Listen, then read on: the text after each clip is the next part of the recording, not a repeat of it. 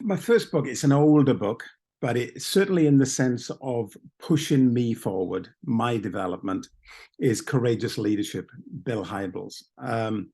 Obviously, over the last couple of years, Hybels have fallen out of trend in that sense, which we all understand the reasoning for that. This was written in 2002. I was just moving from the church you mentioned in Darton to Doncaster. And so as a workbook for a leader who was coming into a new setting, it was perfect for me. He talks about vision. In fact, most of the things that we almost take for granted find themselves somewhere in this book. So he talks about the church, the local church is the hope of the world, and its future primarily lays in the hands of its leaders. He makes that statement. I think the local church is the hope of the world has almost become trend, but it came out of this book. He talks about competence. He talks about chemistry and character for those you're looking for in leadership.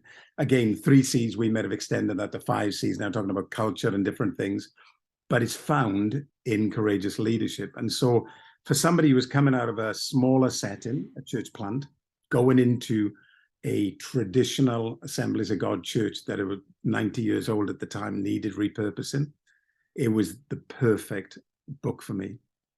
How did that book help you to be courageous when you were going into Legacy Church as it is now? How did it help you make those kind of courageous steps?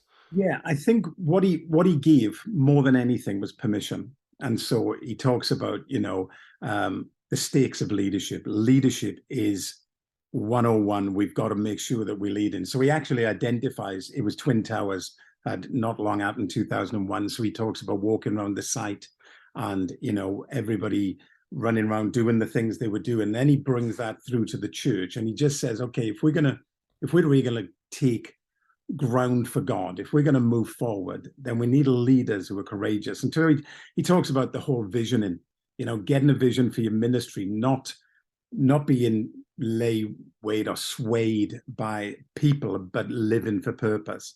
And he talks about it very well, but it's that whole thing about your weapon as a leader is vision.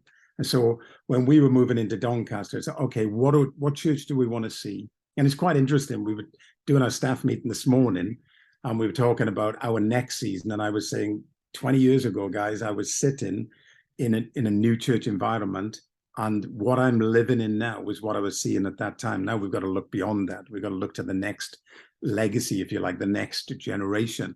And so the fact that he talked about vision, the fact that he talked about having big, audacious, hairy goals, it's the thing from Jim Collins, but he uses that about having this goal where you're not living in the predicament that you find yourself, but you're visioning for your future. You're actually driving, you're building a strategy towards that.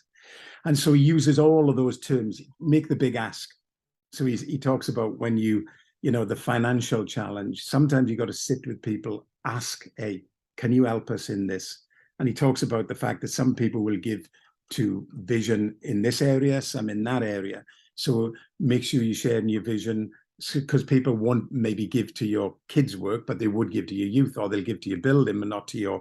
And so he opens up all of those things, which just gives him permission, or give me permission to think, okay, I can do that. I need to find leaders. I need to push in and develop people. How can we cultivate culture? Which way does God use me? So at the end of the book, he talks about walking with God.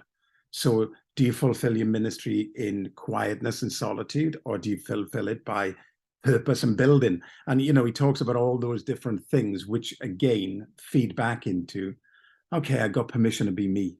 I can be who I am as a leader, and then move forward from that.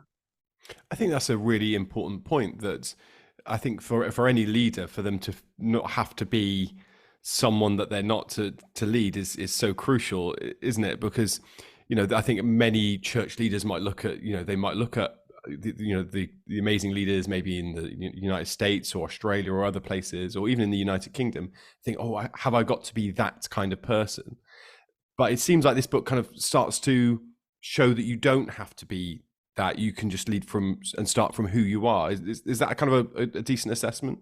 Yeah, and I think that's part of the courageous leadership side, It's knowing who you are, knowing what your vision is, and then leaning into that. Now, of course, we've all, and I'll talk about this a little bit later, we all bring our problems to the table because we are who we are. And part of discovering who you are is finding out who you maybe not need to be. But the fact that he says courageous leadership leads, builds a dream team, pulls people together, isn't frightened in the room, isn't fearful of bringing big leaders around them, all of those kind of things help give a good perspective of, okay, right, so I don't have to be intimidated, I don't have to be worried, I don't have to be fearful.